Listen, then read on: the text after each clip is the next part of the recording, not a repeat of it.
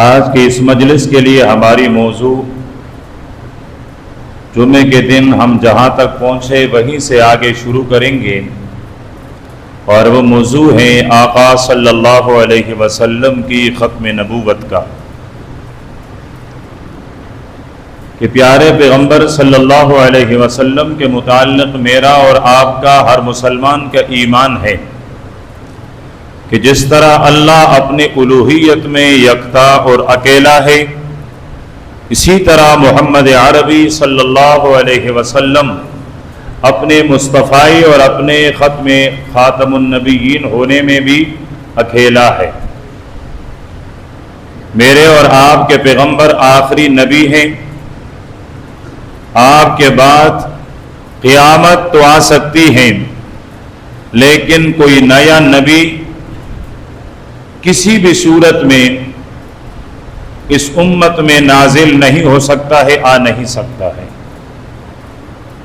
حضرت عیسیٰ علیہ السلام کا نزول ہوگا، لیکن وہ نئے نبی بھی نہیں ہوں گے، اور وہ اس وقت نبی کی حیثیت سے نہیں، آقا صلی اللہ علیہ وسلم کی امتی کی حیثیت سے دنیا میں تشریف لائیں گے۔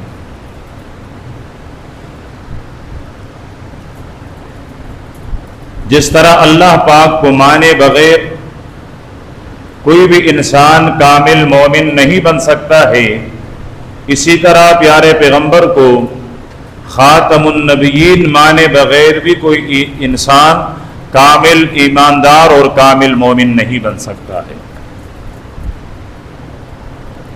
آپ صلی اللہ علیہ وسلم کی دنیاوی زندگی میں 4 آدمیوں نے نبوت کا دعویٰ کیا، ان میں سے ایک مسیلمہ کذاب، جن کو انجام تک پہنچایا حضرت ابو بکر صدیق رضی اللہ تعالی عنہ کے دور مبارک میں حضرت خالد بن ولید رضی اللہ تعالی عنہ کی لشکر نے۔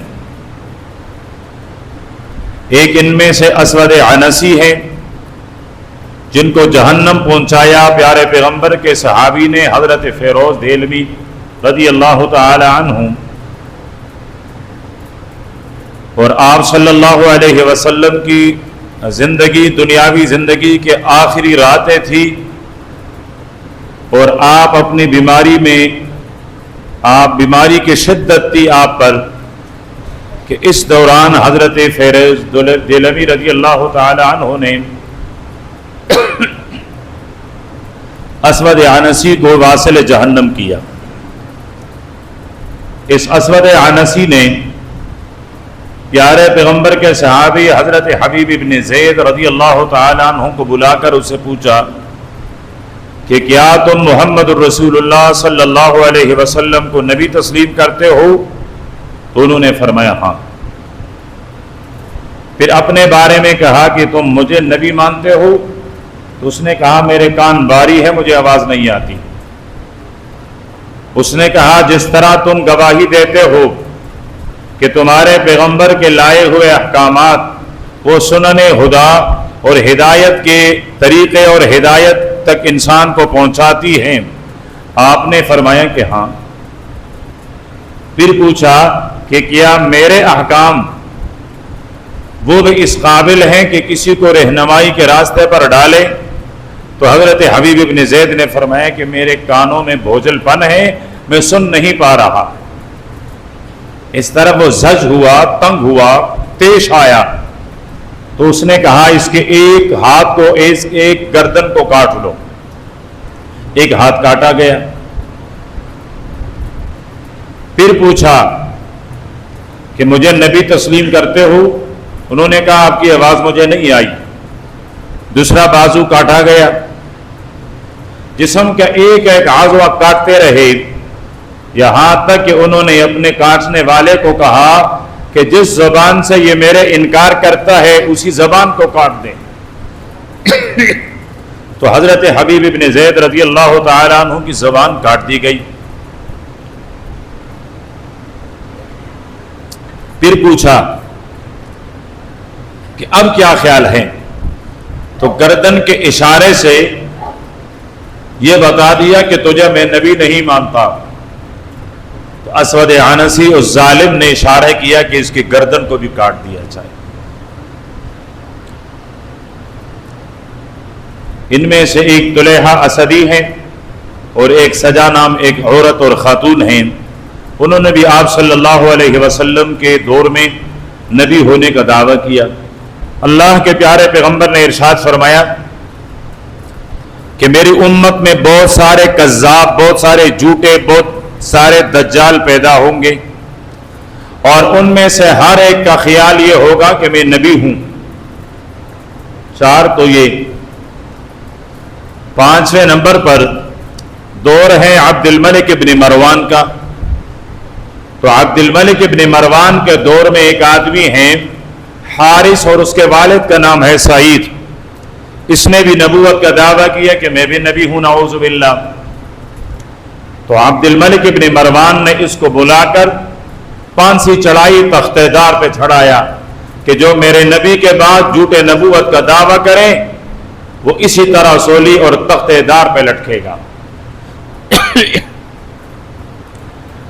پانچویں نمبر پر، چھٹے نمبر پر مغیرہ بن سعید عجلی ہیں۔ مغیرہ بن سعید عجلی قبیلے اور خاندان سے اس کا تعلق۔ اس کو بھی یہ نشہ چڑھا کہ میں بھی نبوت کا دعویٰ کروں، تو اس نے بھی اپنے آپ کو نبی کہلانا شروع کر دیا کہ میں بھی اللہ کی طرف سے نبی ہوں، میری طرف سے بھی نعوذ باللہ آسمان سے میرے اوپر وحی آتی ہے اور فرشتہ آ کر مجھ سے ہم کلام ہوتا ہے۔ تو اس وقت عراق کے امیر خالد ابن عبداللہ نے اسے بلایا اور اسے پھانسی دی۔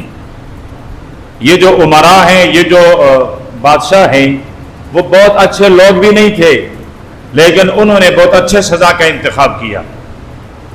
لوگ اتنے اچھے نہیں تھے لیکن سزا کا انتخاب بہت اچھا کیا کہ جو میرے آقا کے ختم نبوت پر ڈھاکہ ڈالے تو یہ پاک دھرتی اس کے ناپاک وجود سے پاک صاف ہونی چاہیے، اور اس کا بہترین علاج ہے کہ اس کو تختہ دار پہ لٹکا دیا جائے۔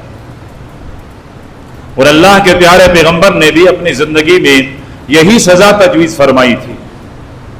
جب مسیلمہ کذاب نے یہ کہا تھا کہ آدھے زمین کے آپ پیغمبر اور آدھے کا میں، تو اللہ کے نبی نے شاخ کا ایک تنکا اٹھا کر فرمایا کہ میں اپنے نبوت میں اس حد تک بھی تمہیں شریک نہیں کرتا۔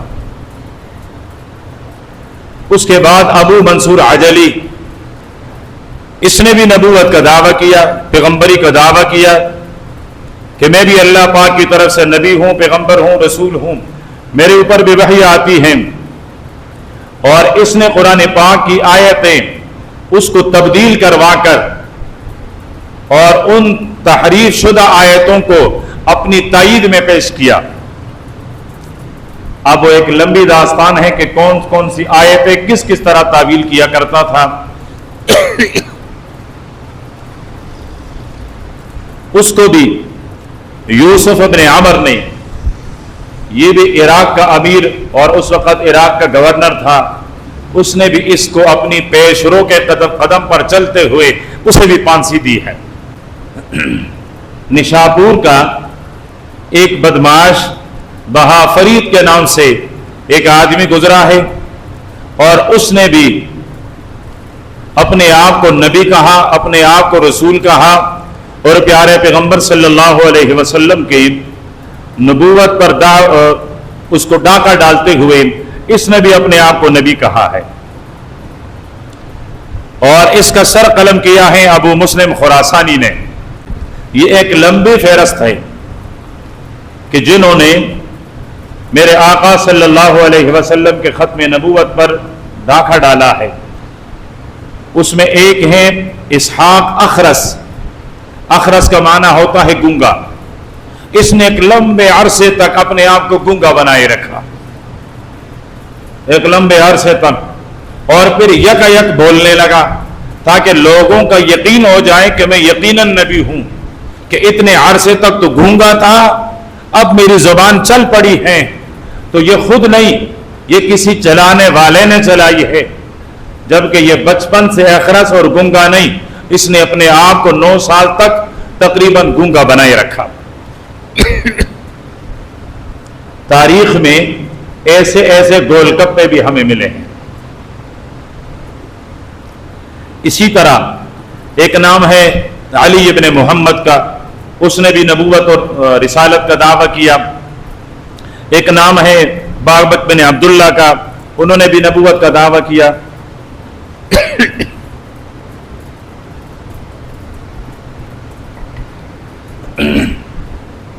غرض 18ویں صدی کے آخر میں 1835 ہیں یا 1840 ہیں، اس درمیان میں قادیان کے اندر ایک بچہ پیدا ہوا۔ والدین نے یا پڑوسیوں نے یا محلہ داروں نے یا ولادت میں تعاون کرنے والوں نے ان کا نام غلام احمد رکھا۔ ناراض نہیں ہونا، میں نے ان کی تعریف کی ہے، ورنہ سارے حلالی بیٹے ماں باپ کے ہوتے ہیں، اور جو غیر حلالی ہو اس میں تعاون کیا جاتا ہے۔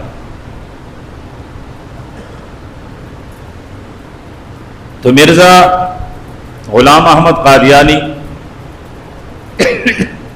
اس کی ولادت 1835 سے لے کر 40 تک، اس لیے کہ جب پیدا ہوا تو ایک عام سا بچہ، بد شکل بد صورت، ایک آنکھ سے کانا اور بھینگا، شکل اس کی تھی میراثیوں جیسی، تو کون ان کی تاریخ یاد رکھتا کہ کس تاریخ کو پیدا ہوا؟ اور پھر نمونہ بھی کوئی اچھا سا نہیں تھا، سیمپل بھی کوئی اچھی نہیں تھی، جس کو سنبھالنے کی غرض سے بھی اس کی تاریخ پیدائش پر توجہ دی جاتی۔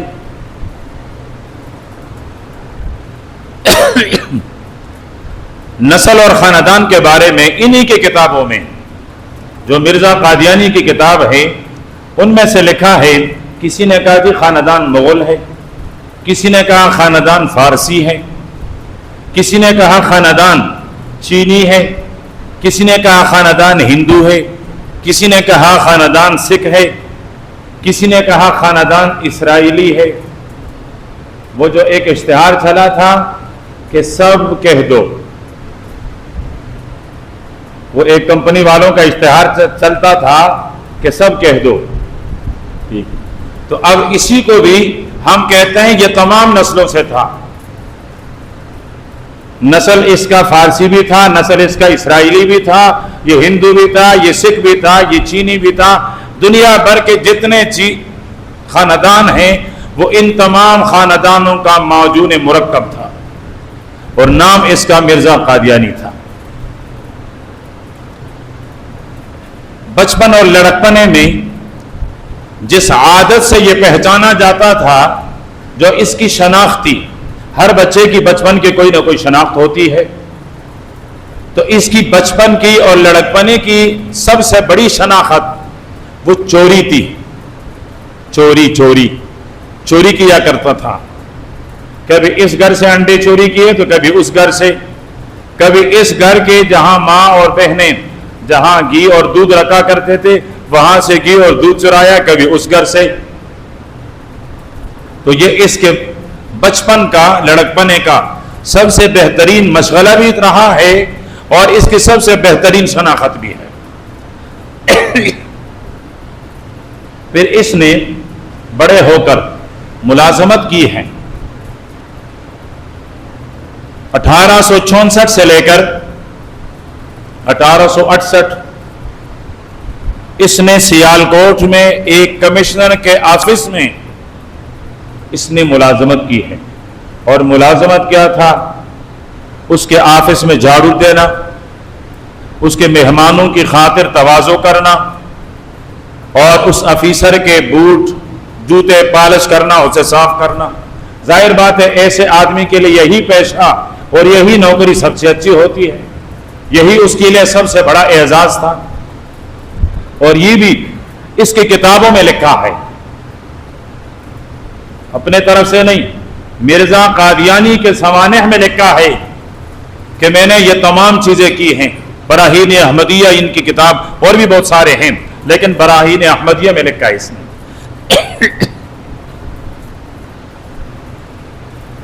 پھر اس کے بعد یہ مصنف بنا، اس نے کتابیں لکھنا شروع کیے. اور کتابیں یہ کیا لکھتا؟ چونکہ یہ انگریز کا ٹاؤٹ تھا، انگریز کا ایجنٹ تھا، انگریز نے اس کو پڑھایا، انگریز نے اس کو آگے بڑھایا، تو کتابیں بھی انگریز نے لکھ کر اس کو دی. اور جو کتابیں انگریز نے لکھ کر اس کو دی، اس میں سب سے بنیادی بات یہ تھی کہ انگریز بر صغیر پاک و ہند کو فتح نہیں کر سکا تھا، اور اس کے لیے بنیاد اس خطے میں رہنے والے مسلمانوں کے دل میں جذبہ جہاد کا موجود ہونا ہے. تو مرزا قادیانی کو اس لیے لایا گیا کہ وہ جہاد کا انکار کرے. چنانچہ وہ آیا اور اس نے کہا وہ پہلا دور تھا، ختم ہو گیا. پانی تو موجود ہے لیکن پتہ نہیں.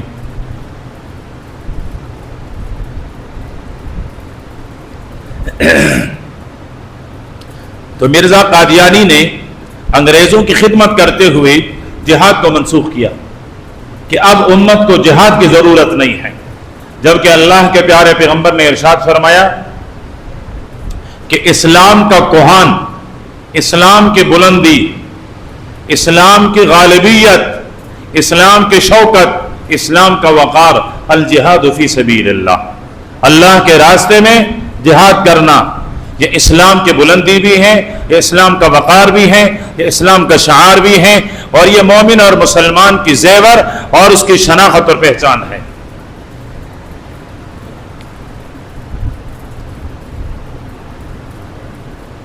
اس کے بعد 1884 میں لدھیانہ کے علماء، 3 بھائی ہیں، انہوں نے مرزا قادیانی کی کتابوں کو سامنے رکھا. ایک بھائی کا نام ہے محمد، دوسرے کا نام ہے عبداللہ، اور تیسرے کا نام ہے اسماعیل رحمہم اللہ. انہوں نے مرزا قادیانی کی کتابوں کو سامنے رکھ کر، اور ان تینوں بھائیوں نے پہلے خود فتویٰ دیا، پھر لدھیانہ جو علاقہ ہے وہاں کے رہنے والے تمام علماء کرام کے سامنے ان کی کتابیں رکھی، تو متفقہ طور پر یہ کافر قرار پایا. یہ مرزا قادیانی کے زندگی میں پہلا نشان امتیاز ہے. یہ مرزا قادیانی کی زندگی میں پہلا تمغہ امتیاز ہے کہ ان کے بارے میں کہا گیا کہ یہ مومن نہیں، مسلمان نہیں، یہ دائرہ اسلام سے خارج ہے، یہ مسلمان نہیں ہے. پھر اس کے بعد مارچ 1889 میں باقاعدہ تحریک چلائی گئی کہ لوگوں کو، امت کو مرزا قادیانی کے عقائد سے آشنا کرایا جا سکے. تحریک بنائی سید عطا اللہ شاہ بخاری رحمۃ اللہ علیہ نے، اور اس کی قیادت کی علامہ ابو الحسنات نے. یہ تحریک چلتی رہی، پاکستان بھی بنا. پاکستان بننے کے بعد ہمارے بہت سارے کلیدی بڑے بڑے عہدوں پر قادیانی فائز ہوئے، یہاں تک کہ ملک کا سب سے پہلا وزیر خارجہ وہ قادیانی بنا. تو پھر علماء کرام نے تحریک چلائی. 1953 سے یہ تحریک چلی، اور ہر شعبے سے تعلق رکھنے والے علماء کرام، اس نے مسلمانوں کو جگانا، بیدار کرنا، اور مرزا قادیانی کے ٹولے کی کفر کو بتانا اپنی فرض منصبی سمجھا، جس میں تمام مکاتب فکر کے علماء موجود تھے. 1953 کے تحریک میں جن کو شمار کیا گیا ہے، جن کو نو کے قلم پر لایا گیا ہے، 10,000 انسانوں کو شہید کیا گیا. یہ پاکستان بننے کی بات نہیں کر رہا، یہ بھارت اور ہندوستان کے ساتھ جنگ کی بات نہیں کر رہا، یہ امریکہ اور روس کے مقابلے میں مجاہدین کی بات نہیں کر رہا، یہ اس دھرتی کی بات ہے جو لا الہ الا اللہ کے نعرے کے مطابق حاصل کیا گیا تھا۔ اس پاک وطن کی دھرتی، یہاں 10,000 لوگ اس لیے شہید کیے گئے کہ وہ کہہ رہے تھے کہ نبی آخر الزمان محمد عربی صلی اللہ علیہ وسلم کی ذات اقدس ہے، اور ان 10,000 میں سے ایک وہ باپ بیٹا بھی ہیں کہ ایک والد نے اپنے 6-5 سال کے بچے کو اپنے کندھے پر اٹھایا ہوا ہے اور وہ آ رہا ہے، اور ایک افسر اسے پوچھتا ہے کہ کیا تم بھی مرزا کے خلاف تحریک چلانے میں شامل ہو؟ اس نے کہا ہاں میں بھی شامل ہوں۔ افسر اسے کہتا ہے کہ تم اس تحریک سے اپنے آپ کو الگ کر دو، اس تحریک میں شامل نہ ہو۔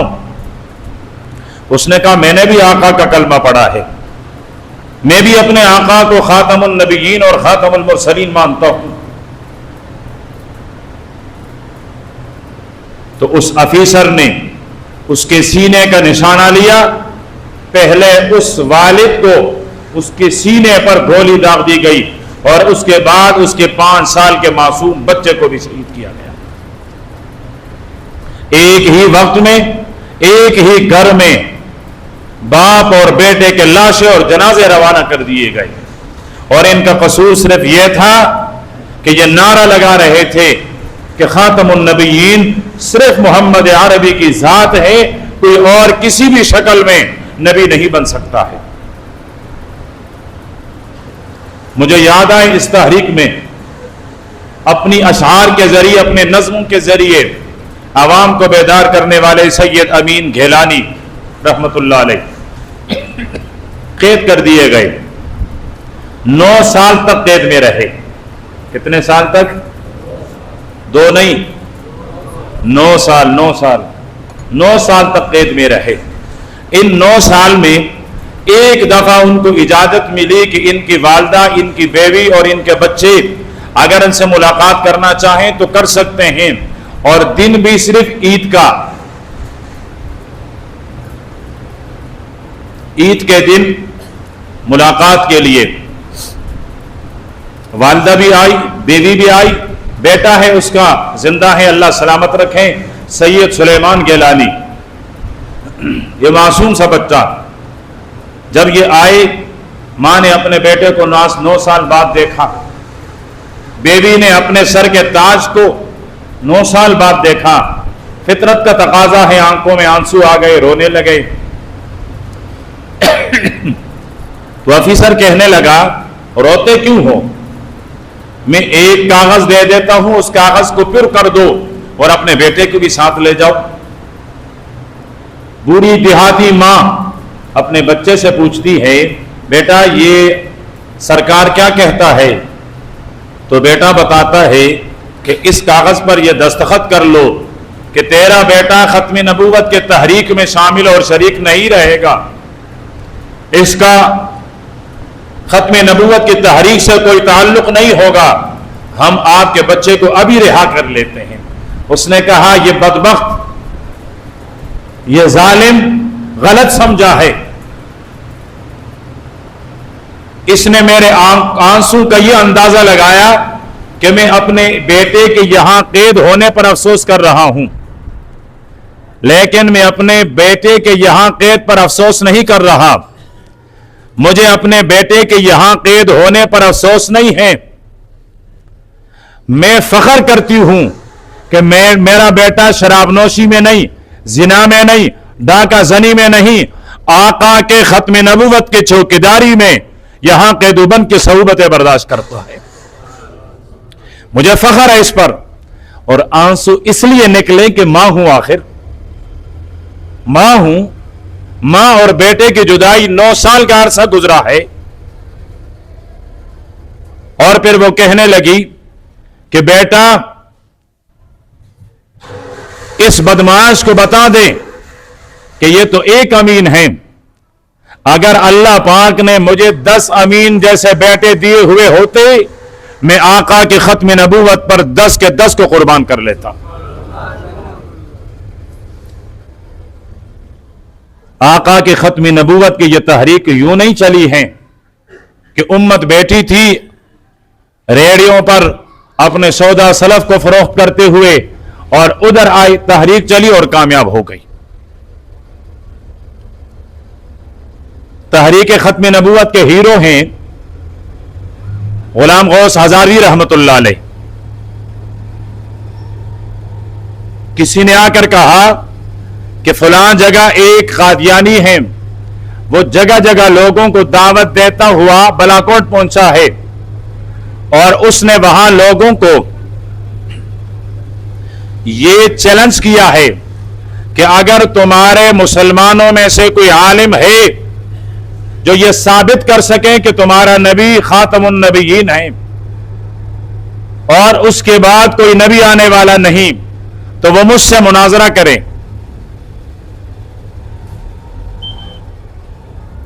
تو اس کے لیے غلام غوث ہزاروی رحمت اللہ علیہ نے اپنے آپ کو پیش کیا، اپنی کتابوں کی گٹھڑی اٹھائی، گھر سے نکل رہے تھے تو بیوی نے کہا کہاں جا رہے ہو؟ آپ کا بیٹا زین العابدین بیمار ہیں، اور بیماری بھی ایسی کہ شاید یہ دن زندگی کے آخری دن ہوں۔ طاء شاہ بخاری رحمت اللہ علیہ کے اس روحانی قافلے کا یہ رہرو، یہ رہنما، یہ پیچھے پلٹ کے بغیر گھر سے نکل جاتا ہے، اسٹاپ پر پہنچتا ہے گاڑی کے انتظار میں، اتنے میں گھر سے کوئی بندہ دوڑتا ہوا جاتا ہے کہ حضرت آپ کا وہ اکلوتا بیٹا دنیا سے چلا گیا، آپ قریبی وارث ہیں، اس کا اور کوئی قریبی وارث نہیں، آپ آئے اپنے بیٹے کی غسل، تکفین، تجہیز اور اس کے جنازہ اس میں شرکت کریں، اس کے بعد آپ نے مناظرے میں جانا ہے تو جائیے۔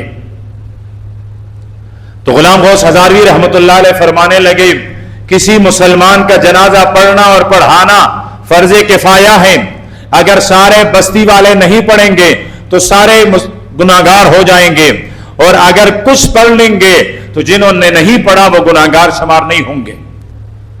میرے بیٹے کا جنازہ کوئی بھی پڑھے اور پڑھا دیں، لیکن آقا کی ختم نبوت کی چوکیداری اور حفاظت نماز کی طرح فرض عین ہے۔ اگر میں غلام غوث ہزاروی آج نہیں جا سکا اور وہاں بلاکوٹ میں کوئی مسلمان قادیانیت کا نظر ہو جاتا ہے، کل قیامت کے دن میں حوض کوثر پر اپنی آقا سے منہ اور آنکھیں نہ ملا سکوں گا۔ اپنے بیٹے کے میت کو چھوڑ کر جب وہاں گئے تو وہ بھاگ گیا تھا۔ 53 سے یہ تحریک چلی اور 74 میں اس نے آ کر نتیجہ دیا، اور 53 سے لے کر 74 تک اس تحریک نے اپنے دامن میں کئی بوڑھوں کے خون، کئی جوانوں کے خون، کئی خواتین کی آہ اور کئی معصوم اور یتیم بچوں کا رونا اپنے دامن میں سمیٹ لیا ہے۔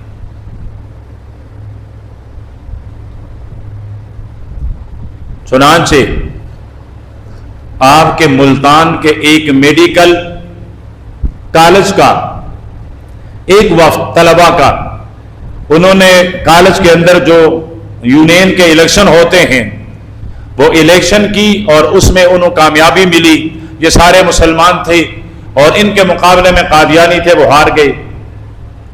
تو انہوں نے سیر و تفریح کا وہ ایک پروگرام بنایا۔ یہ ٹرین میں چناب نگر ربوہ وہاں سے گزر رہے تھے تو قادیانیوں نے اپنے رسالہ، اپنی کتابیں ان میں تقسیم کی، انہوں نے کتابیں پاڑ دیے، لیکن چلتی ہوئی ٹرین تھی اس میں کوئی تصادم نہیں ہوا، لیکن قادیانیوں نے اپنے حق میں یہ سب سے بڑی گستاخی سمجھی، اور سن 70 کے الیکشن میں کامیاب ہونے والے وزیر اعظم ذوالفقار علی بھٹو کے سامنے اپنی فریاد رکھی، تو انہوں نے کہا 2-4 طالب علم آپ سے سدھر نہیں سکے، چنانچہ انہوں نے پروگرام بنایا۔ یہی طلبہ جب واپس آ رہے تھے تو 2000 سے زائد ہنڈوں نے اس پر حملہ کیا اور ان کو زخمی کیا، ان کو مارا پیٹا۔ اسٹیشن پر پہنچے تو مولانا تاج محمد رحمت اللہ علیہ نے ان کا علاج کروایا، اور یہی وہ بنیادی خون تھا جوانوں کا، یہی وہ بنیاد تھی جہاں سے پاکستان کے اندر ختم نبوت کے تحریک کو اپنی منزل ملی، اور مرزا قادیانی اور قادیانیت کے تابوت میں آخری کیل ٹھوکی گئی۔ اس لیے شروع سے میرا دعویٰ یہ تھا کہ نوجوان کسی بھی قوم کے اساس ہوا کرتے ہیں، بنیاد ہوا کرتے ہیں۔ اگر کسی قوم کے جوان صحیح تو معاشرہ صحیح رخ پر جائے گا، اور خدا نہ کرے اگر کسی قوم کے جوان گمراہ ہو گئے، اپنے راستے سے ہٹ گئے، وہ قوم کبھی ترقی نہیں کر سکے گی۔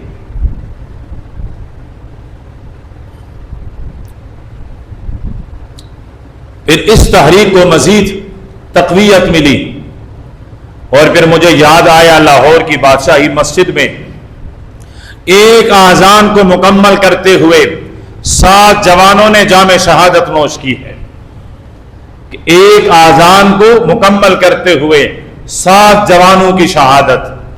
ایک جوان نے اذان دی، اللہ اکبر اللہ اکبر، کرفیو لگی ہوئی تھی، سپاہی نے گولی چلائی اور وہ ڈھیر ہو گیا۔ دوسرا وہاں پہنچا اور اس نے آواز لگائی، صدا بلند کی، اشہد ان لا الہ الا اللہ۔ سپاہی کی گولی اسے بھی لگی تو دوسرا بھی شہید ہوا۔ تیسرا جوان نے اس کا جگہ لی اور اس نے صدا لگائی، اشہد ان محمد رسول اللہ۔ چوتھا جوان دوڑتا ہوا آیا اور اس نے کہا حی علی الصلاۃ، اسے بھی مار دیا گیا۔ اگلے نے کہا حی علی الفلاح، اسے بھی مار دیا گیا۔ اگلے نے کہا اللہ اکبر اللہ اکبر، اس نے بھی اپنے سینے پر گولیاں لی، اور 7ویں نے لا الہ الا اللہ محمد رسول اللہ کو مکمل کرتا ہوا اپنی زندگی کی جو امانت تھی وہ فرشتے کی حوالہ کر دی۔ یہ 7 جوان ایک اذان کو مکمل کرتے ہوئے، کیا خیال ہے یہ ریموٹ تھے؟ یہ پلاسٹک کے بنے ہوئے تھے؟ یہ کسی کے لال نہیں تھے؟ یہ کسی آنکھوں کے ٹنگ ڈک نہیں تھے؟ یہ کسی کے دل کے کلیجے نہیں تھے، ٹکڑے نہیں تھے؟ ان کو دیکھ کر کسی کی آنکھیں ٹنڈی نہیں ہوا کرتی تھی؟ ان کو کسی ماں باپ نے جنم دے کر ان کی پرورش نہیں کی تھی؟ کیا ان کے بدن میرے اور آپ جیسے لوہے کی بنی ہوئی تھی، یا خون کے، یا گوشت کے لوتڑے کے؟ جس طرح میرا اور آپ کا بدن لوہے کا نہیں گوشت کا بنا ہوا ہے، تو کیا ان کا بدن بھی اس کا بنا ہوا تھا یا لوہے کا بنا ہوا تھا؟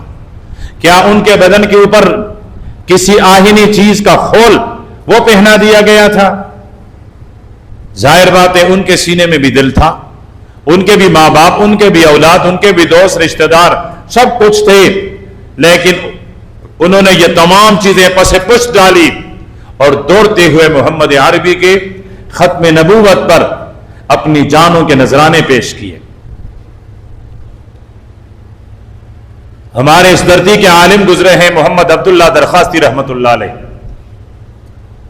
ہر جمعے کی رات کو آقا کی زیارت ہوا کرتی تھی۔ عام آدمی نہیں تھے، عام آدمی نہیں، میرے اور آپ جیسے نہیں جو نہ عشاء کی نماز پڑھے نہ فجر کی نماز پڑھے۔ ہفتے میں ایک بار روزانہ جیسے آقا کے چہرے کی زیارت ہو۔ پاکستان میں اس کو لقب ملا تھا حافظ الحدیث، حافظ القرآن تو بہت سارے ہیں، لیکن حافظ الحدیث خال خال ان میں سے ایک تھے حافظ محمد عبداللہ درخاستی رحمۃ اللہ علیہ. حج کے لیے تشریف لے گئے. ارادہ یہی تھا کہ اب بقیہ زندگی یہاں مدینے میں گزاروں گا تاکہ یہاں مدینہ کے گلیوں میں موت آئے اور آقا اور صحابہ کرام رضوان اللہ علیہم اجمعین کی پڑوس میں مجھے دفن ہونے کے لیے 2 فٹ کی جگہ مل جائے. حج سے فارغ ہوئے مدینہ منورہ میں آئے. رات کو پیارے پیغمبر صلی اللہ علیہ وسلم کی زیارت ہوئی. فرمایا عبداللہ تمہاری ضرورت یہاں نہیں پاکستان میں ہے, وہاں جا کر قوم کی رہنمائی کریں, اور جاتے ہوئے میرے بیٹے عطا اللہ شاہ بخاری کو میرا سلام کہہ دیں اور اسے کہہ دینا ختم نبوت کے لیے تیری قربانی, تیرے مشکلات رب نے قبول کر لی ہے.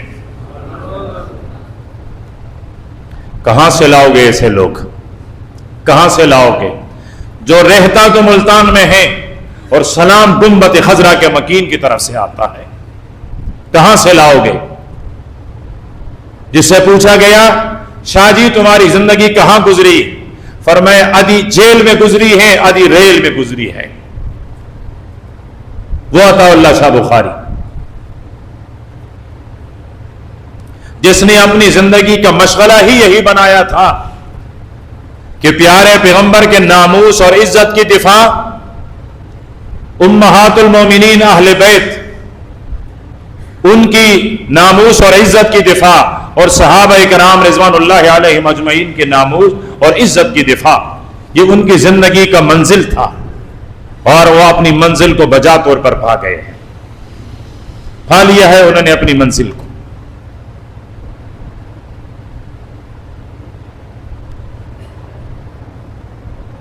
چوہتر کی تحریک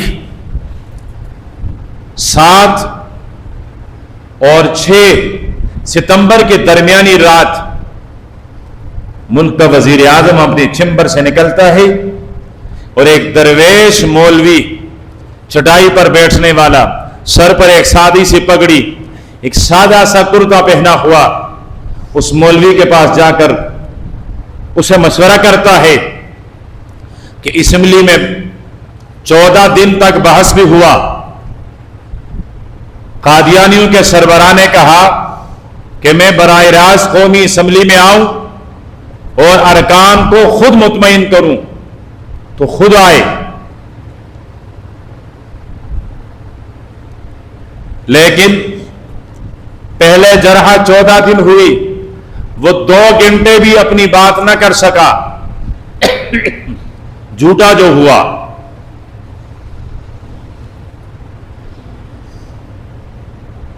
پھر 7 تاریخ کو بل اسمبلی میں پیش کیا گیا. اس اسمبلی میں مولوی تو 2-4 تھے, باقی جتنے ممبر تھے وہ کوئی تہجد گزار نہیں تھے, وہ 5 وقت کے نمازی بھی نہیں تھے, وہ کوئی پکے روزہ دار بھی نہیں تھے, وہ کوئی حاجی بھی نہیں تھے. لیکن میں کبھی کبھی رشک کرتا ہوں ان کے مقدر اور قسمت پر. مجھے رشک آتی ہے ان کے مقدر پر کہ 76 سالوں میں شاید کسی کا ووٹ وہ ان کے نجات کا سبب اور ذریعہ بنا ہو. ان 74 سالوں میں شاید کسی کے اسمبلی کی فلور کی تقریر وہ کل قیامت کو اس کی نجات کا سبب بنے. لیکن اس وقت کے یہ ممبران خوش قسمت تھے جنہوں نے ختم نبوت کے بل کی حمایت میں ہاتھ اٹھا کر اپنا ووٹ دے کر اور یہ ثابت کر دیا کہ ہم بے نمازی صحیح, ہم شرابی صحیح, ہم اخلاقی لحاظ سے گئے گزرے صحیح, لیکن ہمارے سینوں میں حرارت ہے آقا نامدار صلی اللہ علیہ وسلم کی ختم نبوت کی. ہم سب کچھ کر سکتے ہیں لیکن آقا کی ختم نبوت پر سودا بازی نہیں کر سکتے.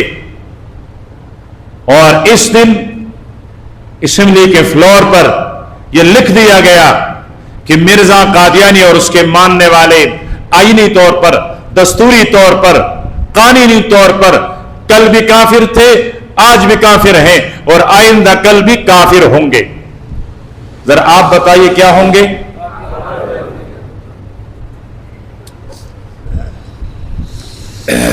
تحریک چلی ہے 74 کی، 7 ستمبر 1974 کو اسمبلی میں، اس وقت جو لوگوں پر گزرنا تھا وہ گزر گیا۔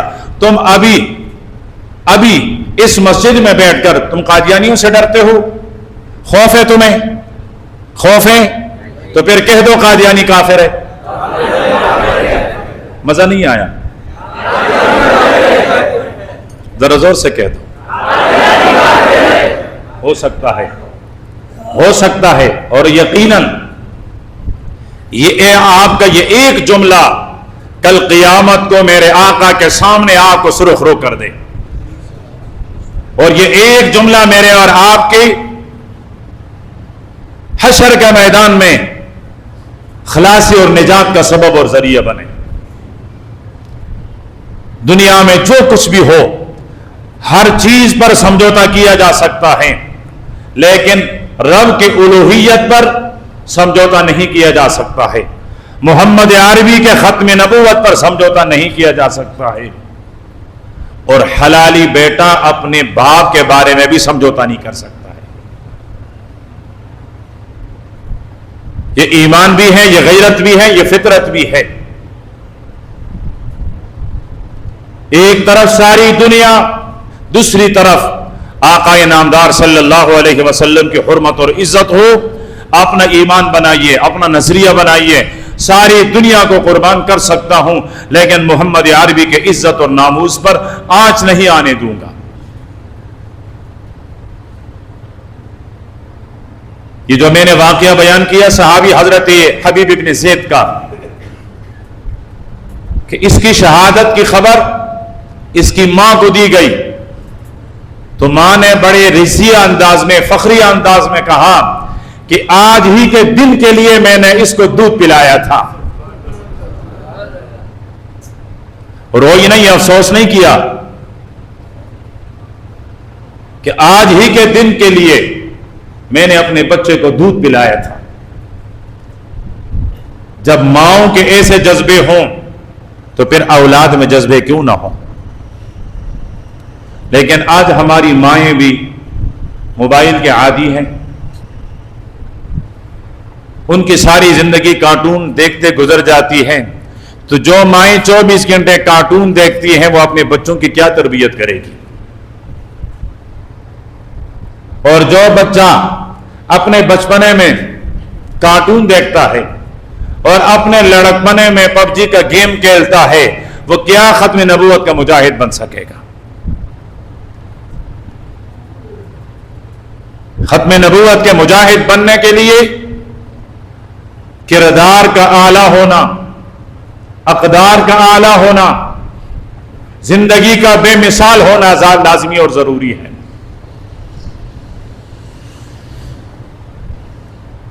مجھے آج حوالہ مل گیا تھا کہ مرزا قادیانی کو حرامی، شرابی، زانی، ان جیسے مبارک لفظوں سے یاد کرنے پر دل کو ٹھنڈک ملتی ہے۔ تو کسی نے محمد علی جھلندری رحمت اللہ علیہ سے پوچھا کہ آپ کہتے ہو کہ مرزا قادیانی شرابی تھا، مرزا قادیانی زانی تھا، یہ تو اس کی ذات ہے، آپ ان کی ذات پر تنقید نہیں، اس کی بات پر تنقید کریں۔ تو محمد علی جلندری نے فرمایا تھا کہ یہ ضابطہ عام انسانوں کا ہے، یہ ضابطہ عام انسانوں کے بارے میں ہے کہ عام انسان کے بات پر تو آپ تنقید کر سکتے ہیں، ذات پر تنقید نہیں کر سکتے۔ لیکن نبی سب سے پہلے اس کے ذات کو دیکھا جاتا ہے، بعد میں اس کی بات دیکھی جاتی ہے۔ اور دلیل میں پیش کیا میرے پیغمبر کی زندگی کا پہلا خطبہ، پہاڑ کی چوٹی پر چڑھ کر ساری قوم کو بلا کر فرمایا لقد لبثت فیکم عمرا من قبلی، زندگی کے 40 سال اس سے پہلے تمہارے درمیان گزارا ہوں، بتاؤ کوئی خامی، کوئی عیب، کوئی بد اخلاقی، کوئی کمزوری میری 40 سالہ زندگی میں ہو تو بتا دو۔ کل کو جو خون کے دشمن ہونے والے تھے انہوں نے کہا جربنا کا مرارا، ایک نہیں کتنے کتنے دفعہ آزمائشیں ہوئی، لیکن ہم نے آپ کو سچا پایا، ہم نے آپ کو بہادر پایا، ہم نے آپ کو اخلاق والا پایا، ہم نے آپ کو بہادر پایا، تیری ذات میں کوئی کمی نہیں ہے۔ اور پیغمبری کے اظہار کے بعد بھی کافر آپ کی ذات پر کوئی تہمت نہ لگا سکے، آپ کی ذات میں کوئی عیب نہ نکال سکے۔ وہ جو میرے پیغمبر 13 سال بعد ہجرت کر کے مدینہ آتے ہیں، حضرت علی کو اپنے بسترے پر سلایا، امانتیں کن کی تھی؟ ابو بکر کی، عمر کی، عثمان کی؟ بتائیے کس کی امانتیں تھی؟ یہ درمیان والا طبقہ، مشرکین مکہ کی امانتیں۔ کن کی امانتیں تھی؟ مشرکین کی امانتیں، جنہوں نے باہر گھر سے پہرا لگا کر آپ کو قتل کرنے کا منصوبہ بنایا ہے، کوٹھی اور حجرے کے اندر علی کے پاس ان کی امانتیں ہیں، باہر آئے ہیں قتل کرنے کو، لیکن امانتیں ان کے پاس رکھواتے ہیں۔ کیوں؟ امین جو ہے، صادق جو ہے۔ تو فرمایا کہ پہلے نبی کی ذات کو دیکھی جاتی ہے، اس کے بعد اس کی بات کو دیکھی جاتی ہے۔ تو میرے اور آپ کے نبی کی زندگی میں شیشے سے تعبیر کروں تو یہ میرے پیغمبر کی زندگی کی گستاخی ہوگی۔ میں گلاب کے پتے سے تشبیہ دوں تو یہ میرے پیغمبر کی زندگی کی گستاخی ہے۔ میں پانی کی شفافیت کے ساتھ تشبیہ دوں تب بھی میرے پیغمبر کی زندگی کی گستاخی ہے۔ مجھے دنیا میں ایسا کوئی صاف، ایسا کوئی شفاف چیز نظر نہیں آئی جس کے ساتھ تشبیہ دے سکوں کہ میرے پیغمبر کی زندگی ایسی صاف تھی۔ مجھے افسوس بھی ہوتا ہے، تعجب بھی ہوتا ہے قادیانیوں پر، کس کو چھوڑ کر کس کو اپنا نبی مان لیا، کس حبیب اور محبوب کو چھوڑ کر کس خبیث کو اپنا آقا مان لیا، کس پاکیزہ ہستی کو چھوڑ کر کس پلید کو اپنا سربراہ مان لیا۔ ایک دفعہ میری آقا کی زندگی تو پڑھ لیتے، ایک دفعہ میری آقا کی زندگی تو دیکھ لیتے۔ بچپن سے لے کر 63 سال تک حضرت ابو بکر نے آ کر آپ کے چہرے سے چادر سرکائی، زبان مبارک پر الفاظ تھے طبت حیا و میتا، طبت حیا و میتا۔ آقا، موت بہت سوں کے چہروں کو تبدیل کر لیتا ہے، بہت ساروں کے حسن کو زائل کر لیتا ہے۔ ہم دیکھتے ہیں ہمارے دوست بیمار ہوتے ہیں، انتقال ہو جاتا ہے، چہرہ بدل جاتا ہے، پیلا پیلا نظر آتا ہے، کمزور کمزور سا نظر آتا ہے۔ لیکن حضرت ابو بکر فرماتے ہیں آقا، آپ زندہ تھے تو چودھویں چاند کی طرح چمکتے تھے، اور آج آپ اس چادر کے نیچے اس چارپائی پر چودھویں چاند سے بھی زیادہ چمکدار ہیں۔ ایک طرف وہ چاند جیسا مکڑا اور چہرہ، اور دوسری طرف ایک بھینگا اور کانا اور خبیث اور ملعون۔ کیا اس چہرے کو اس چہرے کے لیے چھوڑا جائے؟ صحابی فرماتے ہیں ہم سفر میں تھے، آقا کو قضائے حاجت کی ضرورت پڑی، ہم قافلے والوں سے دور گئے، قضائے حاجت پورا کرنے کے لیے جگہ نہیں ہے کہ وہاں آپ چھپ سکے اور اپنی طبی حاجت پورا کر لیں۔ اس درخت کو اشارہ کیا، اس درخت کو اشارہ کیا، یہ دونوں درخت چلے اور وہ بھی آتا ہوا درمیان میں آ کر یہ دونوں آپس میں ملے، تو اس کے اوٹ میں اس کے پیچھے میرے پیغمبر نے اپنی حاجت پوری کر لی۔ پھر اشارہ کیا، یہ دونوں درخت جہاں جہاں تھے وہاں چلے گئے، جہاں جہاں تھے وہاں چلے گئے۔ صحابہ کرام یہاں سے گزرے، کچھ نظر بھی نہیں آیا۔ ابھی ابھی اللہ کے نبی یہاں قضائے حاجت کر کے گئے ہیں، لیکن وہاں کچھ نظر نہیں آیا۔ اور یہ تھوڑی سی جگہ ایسی خوشبودار ہے، صحابہ فرماتے ہیں ایسی خوشبو کبھی ہم نے سونگھی نہیں۔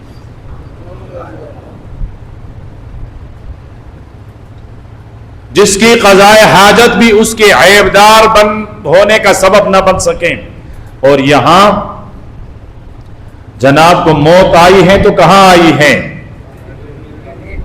باتھ روم میں۔ باتھ روم میں موت آئی ہے تو کہاں آئی ہے؟ واہ، ایک عجیب بات ذہن میں آئی۔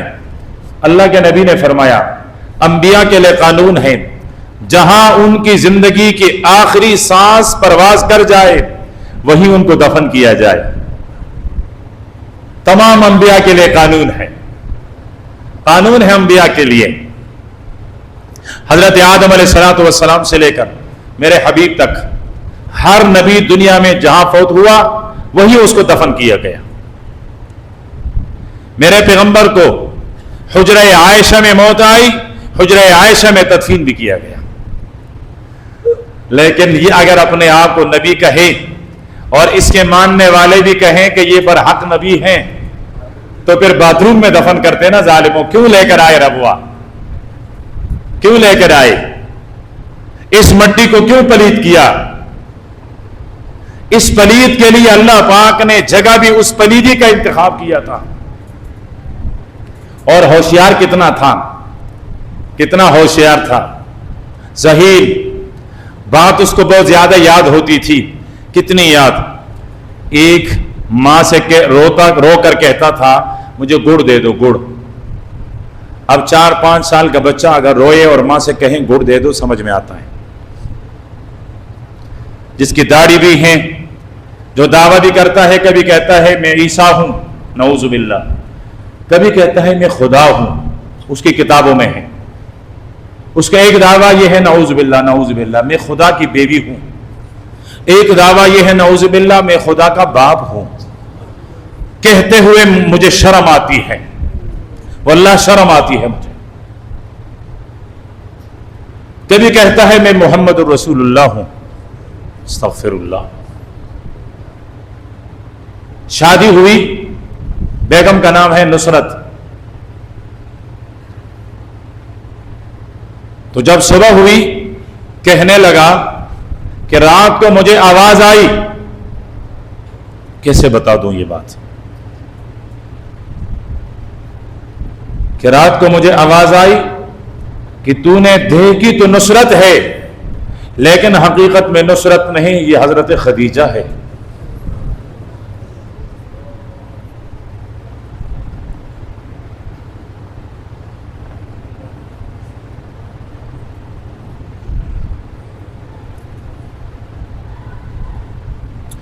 پھر بھی آپ کہیں گے کہ جی گالیاں دیتا ہے، کیا کروں کیا کروں؟ جو مسلمانوں کے سب سے بڑی ماں کی اس طرح کی توہین کریں، اس کے گلے میں پھولوں کے ہار ڈال دوں؟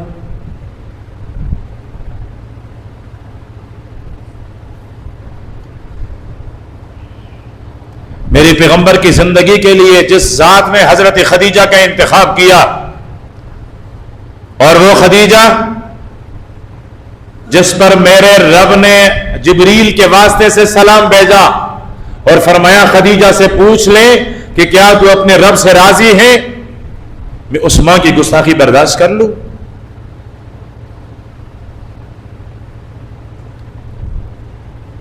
یہ سارے اس کے دعوے ہیں، لیکن میں بات کر رہا تھا کتنا ذہین ہے وہ۔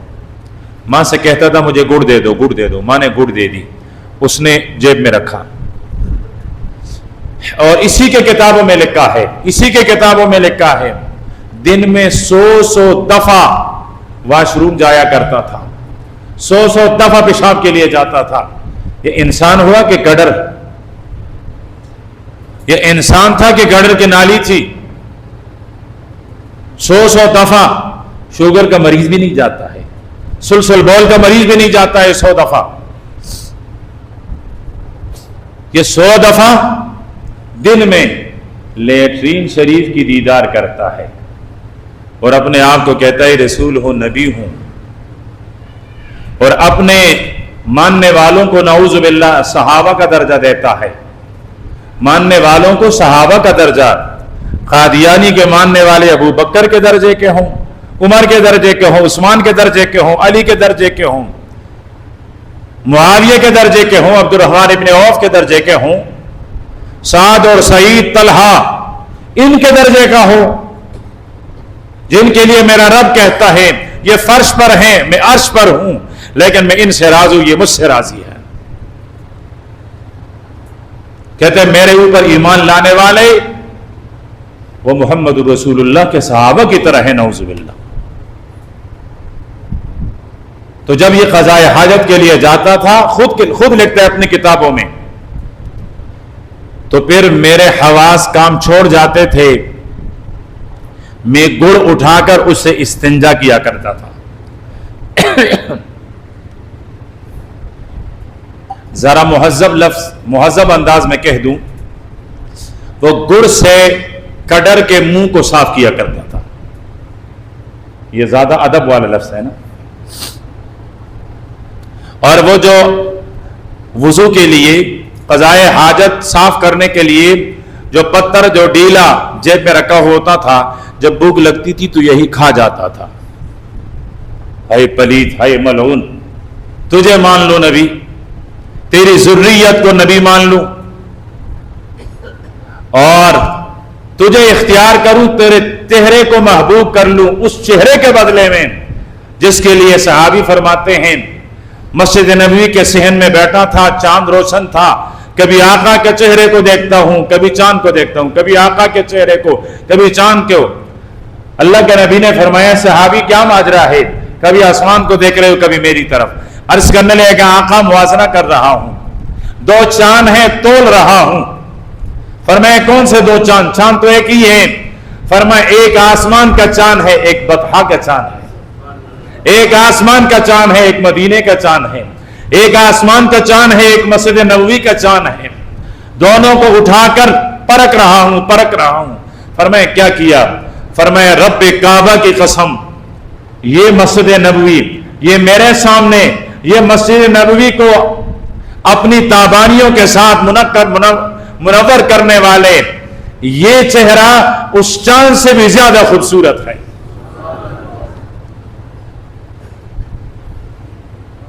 صحابی فرماتے ہیں میں نے اپنے آقا کے آنکھوں کو دیکھا، واہ، کہاں سے لاؤں صحابہ کرام کی نظر، کہاں سے لاؤں صحابہ کرام کی قسمت۔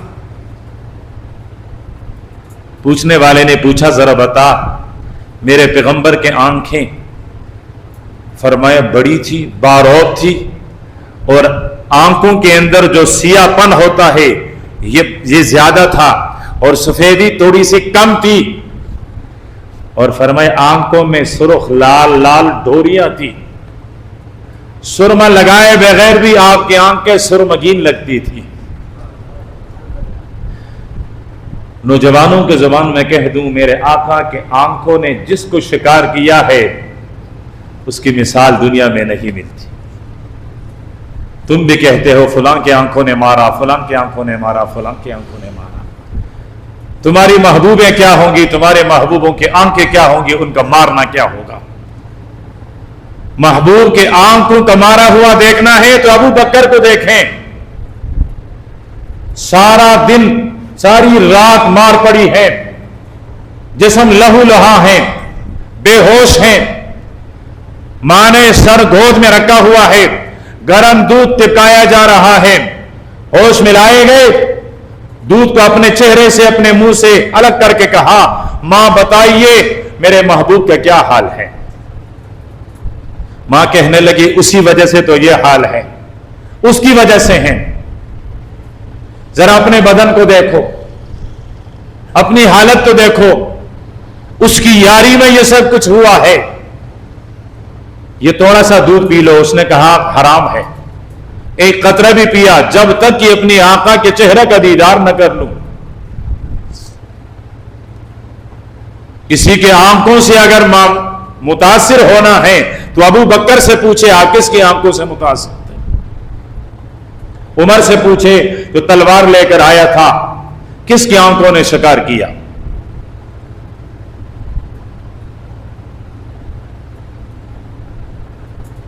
اما جان سید عائشہ فرماتی ہیں کبھی گھر میں مجھ سے سوئی گم ہو جایا کرتی تھی. کیا چیز؟ سوئی جانتے ہو؟ ہاں کیوں نہیں جانتے ہو؟ گھروں میں تم ہی سے تو سلائی کروائی جاتی ہے. وہ زمانہ تو چلا گیا جب وہ وہاں لوگ سلائی کرتے تھے. اب تو سلائی ظاہر بات ہے ہم ہی سے کروائی جائے گی. تو سوئی ہم خوب جانتے ہیں. تو اما جان فرماتی ہیں سوئی کبھی کبھی گم جاتی تھی, پتہ نہیں لگتا تھا سوئی کہاں ہے. آقا آتے, میں 2-4 باتیں کہتی تاکہ میرے آقا مسکرائے. جیسے ہی وہ مسکراتے آپ کے دانتوں مبارک کی لمعانیت, آپ کی چمک, سارا حجرہ منور ہوتا اور مجھے سوئی نظر آ جاتی. اے قادیانیوں, کس کو چھوڑ کر کس کے پیچھے لگ گئے ہو؟ کس کو چھوڑ کر کس کے پیچھے لگ گئے ہو؟ جس کے چہرے کو دیکھ کر پتہ چلتا ہے پکا دوزخی اور جہنمی ہے. جس کے چہرے میں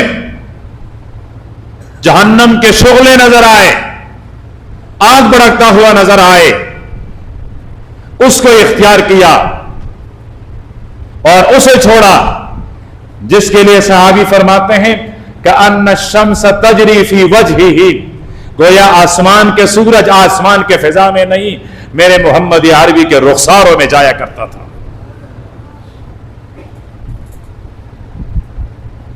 اگر میرے پاس دنیا کی کوئی دلیل نہ ہوتی, میرے نبی کا حسن میرے لیے کافی ہے کہ اس جیسا دنیا میں نہ آیا ہے نہ آ سکے گا. اب تو میرے پاس ہزارہ دلائل ہیں لیکن کوئی دلیل نہ ہوتی. اس لیے تو امام اعظم ابو حنیفہ رحمۃ اللہ علیہ نے فرمایا اگر کوئی آدمی یہ دعویٰ کرے کہ میں نبی ہوں اور اگلا آدمی اسے کہے کہ تم اپنے نبی ہونے پر کوئی دلیل, اپنا کوئی معجزہ پیش کرو, تو امام ابو حنیفہ فرماتے ہیں وہ تو ہے ہی زندیق, وہ تو ہے ہی لعین.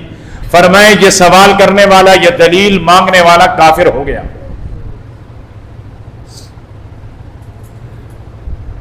کہ میں اپنے آقا کے مقابلے میں کسی اور کو دلیل تسلیم ہی نہیں کرتا, مجھے ضرورت ہی نہیں ہے کسی کی دلیل تسلیم کرنے کی. تو میرا اور آپ کا ایمان ہے کہ 1450 سال پہلے اما آمنہ کے گھر میں جو سورج طلوع ہوا ہے, جو چاند طلوع ہوئی ہے, وہی نبی آخر الزمان ہے. وہ میرا مقتدا ہے, وہ میرا رہبر ہے, وہ میرا نبی, وہ میرا رسول. وہ صرف نبی نہیں, وہ نبیوں کا نبی, وہ اماموں کا امام, وہ رسولوں کا رسول, وہ امام الانبیاء ہیں, وہ امام المعصومین ہیں.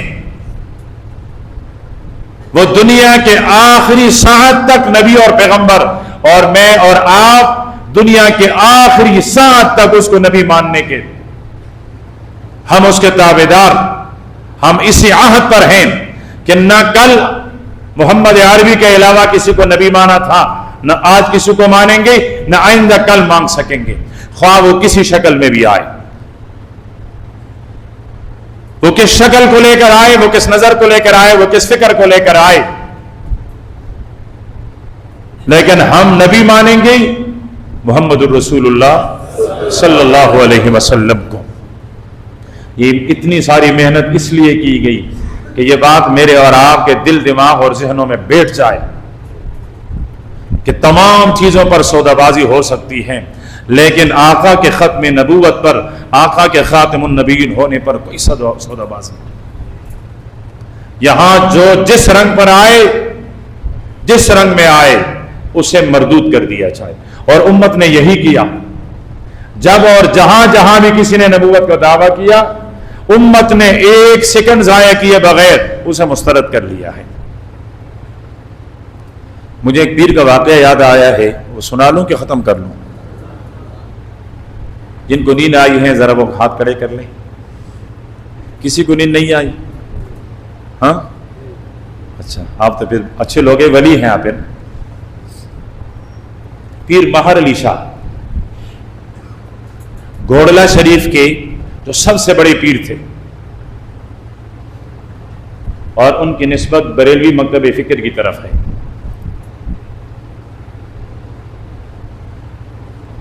اور ہمیں یہ اعزاز حاصل ہے کہ ہم پیر مہر علی شاہ صاحب رحمۃ اللہ علیہ کے 2 واسطوں سے مرید ہیں. ایک پیر مہر علی شاہ کے ان کا پوتا اور ان کے بعد ہمارے مرشد. تو ان 2 واسطوں سے ہم ان کے مرید ہیں. تو پیر مہر علی شاہ صاحب حج کے لیے گئے. ملاقات ہوئی حاجی امداد اللہ مہاجر مکی رحمۃ اللہ علیہ سے. انہوں نے فرمایا پیر صاحب آپ کی ضرورت یہاں نہیں، وہاں پنجاب میں ہے، اور وہاں ایک فتنہ برپا ہو چکا ہے، اس کے خلاف آپ کو کام کرنا ہے.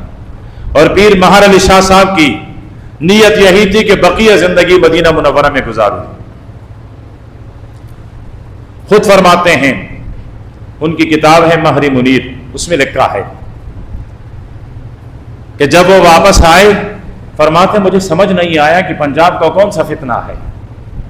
فرمایا خواب میں دونوں جہانوں کے سردار پیغمبر کی زیارت ہوئی صلی اللہ علیہ وسلم، اور خواب میں مجھ سے فرمانے لگے کہ مہر علی، مرزا قادیانی الحاد کے مقراض اور الحاد کے چوری سے، الحاد اور بے دینی کے قینچی سے میرے احادیث کو کتر رہا ہے، ٹکڑے ٹکڑے کر رہا ہے، اور تو خاموش بنشینی، خاموش بیٹا ہوا ہے. خواب میں پیر مہر علی شاہ کو پیارے پیغمبر کی زیارت ہوئی. شکوہ فرمایا کہ مرزا قادیانی کے پاس ایک مقراض، ایک قینچی کاٹنے والی چیز، وہ میرے حدیث کو کاٹ رہا ہے، ٹکڑے ٹکڑے کر رہا ہے، اور تو آرام سے نیند کر رہا ہے، سویا ہوا ہے. اٹھے اور قافلہ ختم نبوت کے رہنمایان میں شامل ہوئے. پھر قافلہ ختم نبوت کی رہبری اور رہنمائی کی ہے، لوگوں کو جگایا، امت کو بیدار کیا. تو مرزا قادیانی نے اسے کہا کہ آپ میرے ساتھ مناظرہ کریں. انہوں نے کہا اچھی بات ہے، تم میرے پاس آؤ. انہوں نے کہا نہیں، تم آ جاؤ بادشاہی مسجد لاہور میں. وہ چل پڑے. پنڈی میں پہنچی تو مرزا قادیانی کی طرف سے پیغام آیا کہ آپ ہزارہ سے ہو کر آ رہے ہیں اور آپ کے ساتھ کچھ پٹھان بھی ہیں. مجھے ان پٹھانوں سے ڈر لگتا ہے. قوم پرست نہیں ہوں لیکن کیا کروں، مجبور ہوں. مہر منیر کتاب ہے پیر مہر علی شاہ صاحب رحمۃ اللہ علیہ کی، اس میں لکھا ہوا ہے. اور پیر مہر علی شاہ خود ان کا تعلق ہزارے سے ہے، اپنی زبان پشتو بھی نہیں ہے. لیکن مرزا قادیانی کہتا ہے تیرے ساتھ جو لوگ آ رہے ہیں وہ پٹھان ہیں، ان سے مجھے ڈر لگتا ہے، ان سے مجھے ڈر لگتا ہے. مجھے یاد آئے کالی کملی والے. کہاں یاد آئے؟ غزوہ حنین میں، تبوک، غزوہ حنین میں تھوڑی دیر کے لیے صحابہ کرام منتشر ہوئے. اللہ کے پیارے پیغمبر اکیلے رہ گئے. دائیں دیکھا، بائیں دیکھا، سامنے دیکھا، پیچھے دیکھا، صحابہ کرام دور دور ہیں. صحابہ کی لشکر بہت کم تعداد میں، مقابل کا لشکر 9-10 گنا زیادہ. اللہ کے نبی نے خود تلوار لہرائی اور فرمایا انا النبی لا کذب انا ابن عبد المطلب، میں عبد المطلب کا خون ہوں اور میں سچا نبی ہوں، جھوٹا نہیں ہوں. اکیلے اپنے تلوار سے کافروں کے سر قلم کرنے لگے. پھر صحابہ کرام بھی دوڑ کر آئے. وہ تنہا اکیلا لڑا، گھبرایا نہیں. اس کو کہتے ہیں نبیوں کا نبی، اسے کہتا ہے خاتم النبیین، اور یہ کہتے ہیں چند پٹھانوں سے ڈر گیا، بے غیرت کہیں کے. مدینے میں ایک آواز آئی، خوفناک آواز. اللہ کے پیارے پیغمبر سب سے پہلے بیدار ہوئے، باہر آئے، صحابی سے گھوڑا لیا، ننگے گھوڑے کے پیٹھ پر سوار ہوئے. جہاں سے آواز آئی دوڑتے ہوئے وہاں گئے. وہ دور تک گئے. مدینے کے باسی آہستہ آہستہ باہر نکلنے لگے، ایک دوسرے سے پوچھنے لگے سوچو سا آوازوں سے چلو. ایسا ہی ہوتا ہے نا، اور پھر میرا جیسا بزدل سب سے آخر میں آ کر کہتا ہے کیا ہو گیا؟ مجھے تو پتہ ہی نہیں چلا، مجھے تو خبر ہی نہیں تھی۔ تو لوگ آہستہ آہستہ جمع ہوتے رہے، اتنے میں اللہ کے پیارے پیغمبر واپس آئے اور فرمایا کوئی گھبرانے کی بات نہیں، میں دور تک جا کر گیا ہوں، دیکھا ہوں، کچھ بھی نہیں ہے، جاؤ آرام سے سو جاؤ۔ یہ ہوتا ہے نبی جو خطرات کا مقابلہ تنے تنہا اکیلا کرے۔ اور یہاں یہ بغیرت کہتا ہے چند آدمیوں سے مجھے ڈر لگی۔ اس نے کہا پھر مناظرہ نہیں کرنا، کہتے ہیں نہیں، ایسا کرتے ہیں ایک تفسیر قرآن پاک کی تم لکھو، ایک میں لکھ لوں گا، پھر عوام کے سامنے پیش کروں گا، وہ بتائیں گے کون نبی ہے کون نبی نہیں۔ پیر مہر علی شاہ نے فرمایا تفسیر لکھنے سے انسان مفسر بن جاتا ہے، نبی نہیں۔ اگر تمہیں دعویٰ ہے کاغذ اٹھا کر لاؤ، قلم اٹھا کر لاؤ، سامنے میز پر رکھو۔ میں بھی کاغذ اٹھاتا ہوں، میں بھی قلم اٹھاتا ہوں، میز پر رکھتا ہوں۔ تم تو نبی ہو، اپنے نبوت کا، اپنے پیغمبری کا دم بھرتے ہوئے تیرے ہاتھ ہلے بغیر قلم حرکت میں آئے تفسیر لکھ لے، اور یا پھر میں محمد عربی کا خادم اور غلام، اس کے غلامی کا دم بھرتے ہوئے اس کے ختم نبوت کے صدقے سے دعا کرتا ہوں، پھر دیکھتا ہوں میرے ہاتھ ہلے بغیر قلم بھی حرکت میں آئے گی، قرآن پاک کی تفسیر بھی لکھی جائے۔ یہاں سے بھی دم دبا کر بھاگ گیا۔ تو یہ ہر قسم کے لوگ، خواہ وہ وکیل تھے، خواہ وہ پیر تھے، خواہ وہ عالم تھے، خواہ وہ تاجر تھے، خواہ وہ مزدور تھے، پڑھے لکھے تھے، ان پڑھ تھے، لیکن ختم نبوت کے تحریک میں ہر ایک نے اپنا حصہ ملایا ہے۔ اللہ پاک ہمیں بھی اور ہماری نسل اور اولادوں کو بھی یہ جذبہ اور یہ محبت نصیب فرمائیں۔ وآخر دعوانا الحمدللہ رب العالمین۔